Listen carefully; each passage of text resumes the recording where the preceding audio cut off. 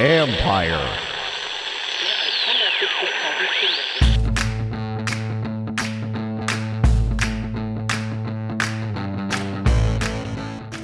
Hello and welcome to my podcast. Do me a favor, subscribe to the John Conn Report wherever you get your podcasts. If you're watching on YouTube, like button, subscribe button.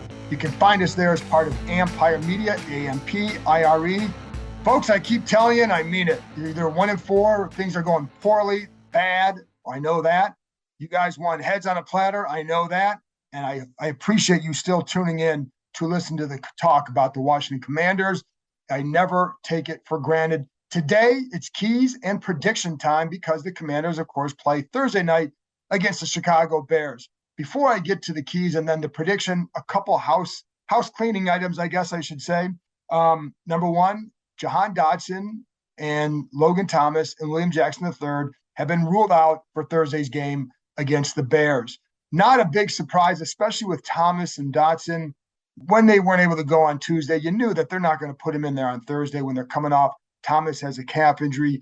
Dotson has the hamstring injury. With those kind of injuries, you need to make sure. And I don't like usually with the hamstring, it's going to be a few week injury. And for Dotson, it would have only been a week and a half. That's just not enough time. I don't know what his status is for the following week. Same with Logan Thomas. I don't know. And with Jackson, it was very weird because after the game, we asked Rivera about taking Jackson out of the game. And he just kind of kept saying, well, I made a decision. And then Jackson said, I'm dealing with a bulging disc in his back. So kind of makes a difference. Now, he was on an injury report earlier, a couple of games ago, missed the Eagles game because of it. But I will also say that they need to see him. They know he needs to play better. They want to see him play better. They need to see him play better. So in their minds, it may have been a combination of the back is affecting his play, but it's also not just his back, because there are times where I don't think he'll ever be a good zone corner, and that becomes a problem. And I think also when the offense stresses the Commander secondary, it's oftentimes Jackson who has an issue with it. So, so what his loss means, he's still a starting corner in the NFL, and the Commanders are not deep at the position, but it does get Benjamin St. Juste into the starting lineup, and I don't think that's a bad thing, to be honest. Now, I'll get to the Bears passing attack in a minute. As far as Thomas, again, not a big surprise. We'll see Cole Turner, John Bates, and Armani Rogers again on Thursday. Would like to see Turner get some more action. Listen, man, there are a couple times he was open the other day. In fact, on the first 4th down and 4 play, if you go back and look at it, Turner's got his man beat on a fade. I don't know why the ball didn't go to him. It was there. It was a long game potential. Big miss, in my opinion. But you go on. So there you go. And then also, you can read my work, of course, on ESPN.com. I have a story up now on Ron Rivera and the 85 Bears and the influence on them, and just some of the stories that he shares about the players on that team: Jim McMahon, Steve McMichael, Mike Ditka, Buddy Ryan, Walter Payton, William the Fridge Perry, all that stuff. And I know, folks, this is the hard part for a writer. So just so you know, I'm going to let you in on how this works. When Washington plays a primetime game, I am asked in the spring, what are some story ideas for that particular week? So we already knew story ideas for the Eagles game, the primetime game. For this game, way back, I knew this in May. I knew what I was working on in May, got the interviews earlier in the season and talked to people about this. I don't know what the team's record is going to be. This is scheduled to run the week of the game. Really, it's supposed to run on Thursday, but it's already out there now. Anyway, the hard part for a writer when they're like this, you tweet it out, and all you get are negative comments, not necessarily about the story, but about the team, and people don't want to read it. I get it. But as a writer, this is part of the reason why when people wonder about, you guys root for them to lose or something. Folks, more people read me when they win. That's not a secret, okay? More people watch this podcast or listen to the podcast, watch it on YouTube when they win. And what I want to do is have my work read and my work seen. So this is another example, and I can't control that they're 1-4 and people are pissed off beyond belief at this point. And I don't blame you. I don't blame you, and I'm not looking for pity, but it's one of those frustrating things as a reporter that you work on something for a little while and then it comes out and at a time when the team is not doing well. People are really upset, etc. So not looking for pity, but just kind of sharing some of the frustrations that anybody would have, because we all know our work gets more read when they win. And so when people accuse others of the opposite, they're way off. So, and it's not about rooting for a team to win or lose. It's simply you want your stuff to be relevant, you want your stuff to be read, etc. Anyway, let's move on. That's it. My little 2-cent rant.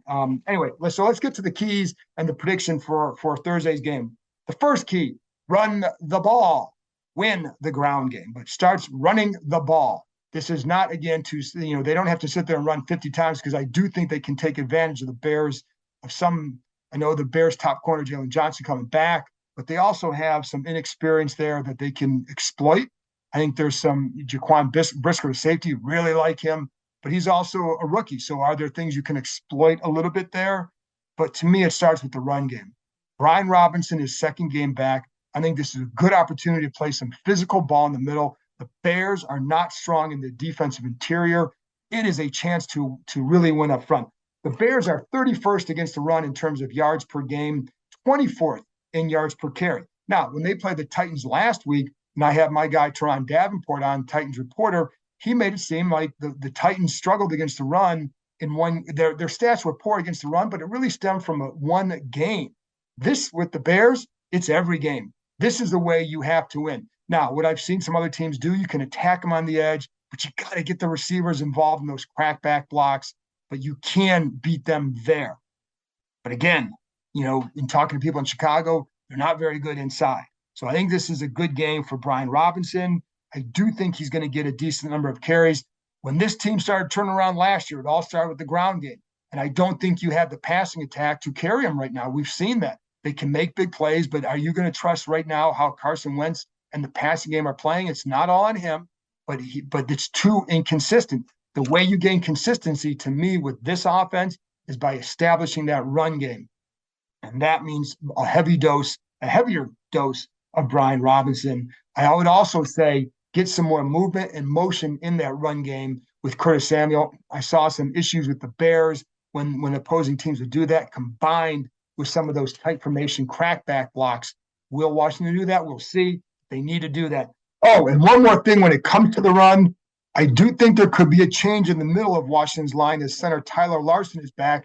He was the backup to Chase Roullier last year, and he would have been this season. He would have been the first guy to go in had he been healthy, but he's been practicing. Wouldn't shock me if he's in there instead of Nick Martin. I think it gives him a little bit more of a physical presence in the middle. It should. Now, this is his first game back in a while because of the Achilles, but that could be a change. And whether that helps, it should be better snaps, if nothing else. So I think that will help. And the other thing with the Bears defense, they do like to play at times a lot of cover 2, Tampa 2. That forces you to be patient. It forces you to be, again, patient. That means Carson Wentz, but it also means you can run the ball if they do that a lot. And so that's another reason why I think you got to do that. And I also say win the ground game because the Bears do run the ball pretty well. And I'll get to that in a minute. Number 2, contain Justin Fields. Keep him in the pocket. You got to keep him in the pocket. Now, I'm an Ohio State guy. I saw Justin Fields. I saw every throw he made and every snap he took at Ohio State. And I thought he was a good pro prospect, a flawed one. He's got flaws, but I thought he was a good pro prospect because of the athleticism, and he's got some deep ball throwing ability. And so I thought he was an intriguing guy from that regard. And I also know that this team liked him. Washington would have traded up for him. Washington certainly considered trading up for him. They felt the price was too high. I don't know what the price was. I know that sometimes this team doesn't get as aggressive, although they did go get Carson Wentz. That was pretty aggressive, what they gave up for him to get him. And maybe somebody else has another word for than aggressive for that. But the point is, they did like him, and I can see why. There are plays that Justin Fields can make, but oftentimes it comes off his legs.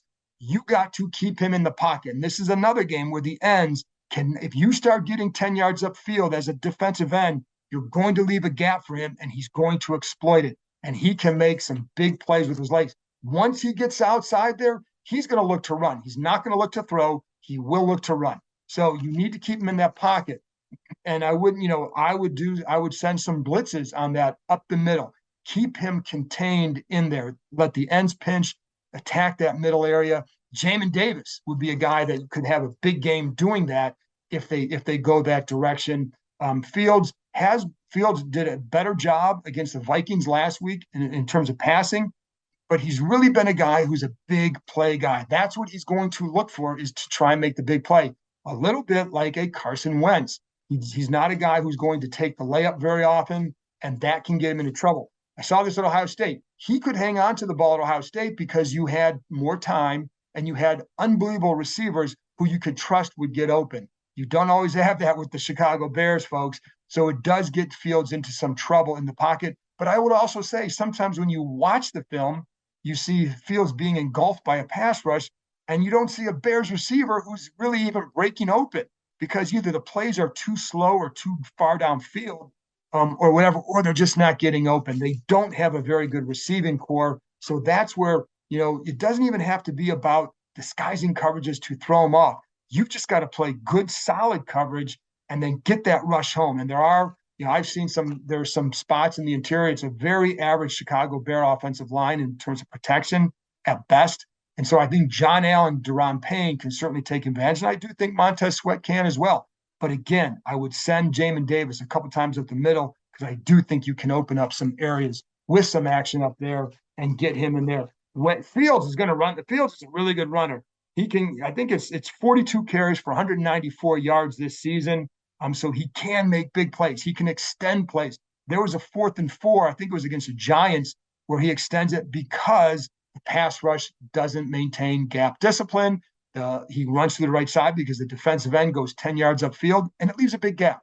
And that's all it's going to take for him. And especially if you're playing man, he's going to see that, and he's going to take off, and he's going to make a big play. They can also run the ball, and that's where the Bears don't. I don't know that they have a consistent run game as much as they have one where they get a decent number of explosive runs. In fact, I think they're one of the better teams in terms of rushing gains of 10 yards or more. The Bears have 25 such carries, tied for 3rd in the NFL with that number. The Commanders' defense, though, has only allowed 12 of such runs, and that's tied for 7 in the NFL. So that's a really good matchup to watch, is Washington's run defense against that Bears run offense. It almost feels like the Bears either get 10 yards or maybe not anything. Almost half of their runs have gained 2 yards or less. So and again, you have to factor in the Justin Fields runs with that as well. But even excluding Fields' runs, they still average about 3.9 per carry. So that's not too bad. So that's just one to watch. But again, contain Fields in the pocket. Finally, and I don't usually like to go this route because it feels cliche-ish, but I'm going to go this way. Details. Pay attention to the details. And that starts with penalties. It's also about leverage. If you're supposed to play a certain leverage, get it right, because every game we keep hearing after the game, if they had played, we had asked them to do this and then they did this. And it's always about some case of leverage, whether it was Jamin Davis early in the year and still even a couple weeks ago, or whether it's William Jackson in certain coverages or others, Derek Forrest. Some of those are young guys. Sometimes it's just paying attention to the details. Know what your assignment is and execute it. It's basic, but this team hasn't done it. And until they do, they're not going to snap this losing streak. Here are a couple stats. Let's take a look at the penalties. They are tied in terms of overall for the season. You might be surprised by this because the last 2 games have been putrid, but they're tied for 18th in terms of the most penalties. But they're they're 4th in the most penalty yards. So that's a pretty big difference. There's a 99-yard difference between the penalty yards for Washington and their opponents. That is the single biggest gap in the NFL. That you can't change. This team is not good enough to win when you're not adhering to certain details. And again, being disciplined with how you play is chief among them. And then again, I think some of that goes back to then attacking weaknesses and all that. Okay, that's fine. But I'm going to stick on the details, because until you get those right, you're not going to win. And I know that it feels cliche. It's kind of like saying, well, win the turnover battle. Well, duh, you want to do that. But if you can maintain your discipline with these details and not put yourself in the hole all the time, make a good decision on a run. Don't throw for intentional grounding when you're on the run or whatever, like Carson Wentz did a couple games ago. Offensive line, know your assignments, and watch the hands in the face, etc. All those big things, all those little things add up for this team. They're just not good enough to overcome that too often. So that's the last one. Details, pay attention to them and get them right. There you go. So now let's get to a prediction. Man, after the last 4 weeks, I can't believe I'm going to go here. But sometimes you watch the Bears and it's like, oh man, I think the way the Commanders want to play or need, let me say this, if they play the way I think they will, which is running the ball and taking advantage of that and then getting Fields in some tough situations, then I think they win the game. And I think I'm going to go Washington 21-17. I can see Justin Fields hurting them. I can see, and here's the other detail. I'll go back to this. Darnell Mooney, the receiver, he's the one guy that can really hurt them. Cole Kmet, the tight end, underneath stuff. I think let's talk about this. So I think it was the Vikings game. There are a couple times Cole Kmet gets on the little dig route or maybe about a 12, 14-yard hook, I should say.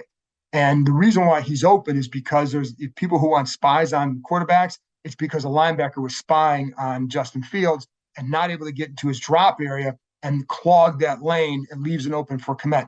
You're not going to lose just with that route, but you can lose with Darnell Mooney. So you need to be detailed with how you play him, how you communicate back there. It's one reason why Cam Curl, to me, will be big in this game, not so much in the secondary, but up around the line and what he can do up there. And his communication skills are really good. So that helps. But anyways, just wanted to add that little fact in there. So I do think Washington wins the game 21-17. They keep saying they're close, but again, every team is close. And until you win a game, that's all you are is close. And close, you could be close and you're 1-5. The bottom line is you'd be 1-5. And at that situation, folks, all bets are off. One thing I know about the Snyder family is they're not going to be happy if this team is 1-5 after what the expectations were. And I don't think that this organization wants to see the unhappy Snyder family. So there you go. That's my prediction. Those are my keys to the game. Again, I appreciate you tuning in, and I will be back after the game with Mickey Javala from the Washington Post. We will go over what the Bears and the Commanders did and why, and look ahead a little bit, depending on what the result is. So there you go, and I'll talk to you next time.